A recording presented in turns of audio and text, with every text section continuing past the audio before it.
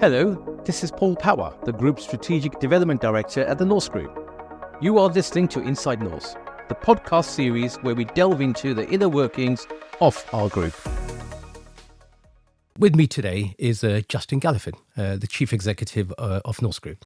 It's been a really fascinating 2 years. It's actually gone very, very quickly. I think the key milestones, firstly, is getting the One Norse Strategy up and running, and we're in implementation at the moment. But allied to that, to help implement it and also to enable its implementation, there's a number of really other important milestones I think we've hit as a group and as a team. They include certainly the brand relaunch, which is very current. That's just happened. Some transformational work. Everybody will know that we're working really hard at the moment to bring new back office systems in to really modernise and future-proof our offer for our customers.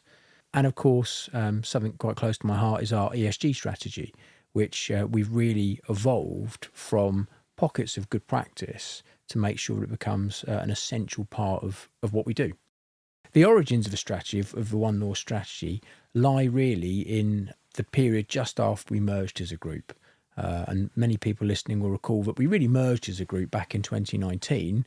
But as I mentioned earlier, then COVID hit, so we never really got to implement it. But the foundation principle of a strategy is that we bring the group together, our three main elements of business in Norse Commercial Services, Norse Consulting Group and Norse Care, and generate a sum of parts capability. So we know that we're not the biggest provider in any one area that we operate in, but what we also know is that we are a group of significant financial strength and size. And actually, one of our USPs is that few others around the country can offer the breadth of services that we do.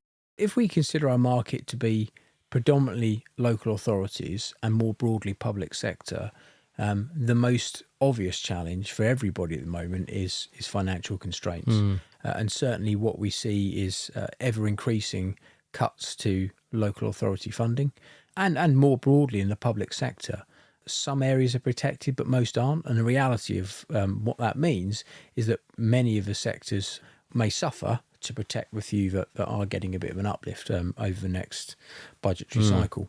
So helping our customers be able to do not just the same for less, more for less, really now means thinking about services in a very different way.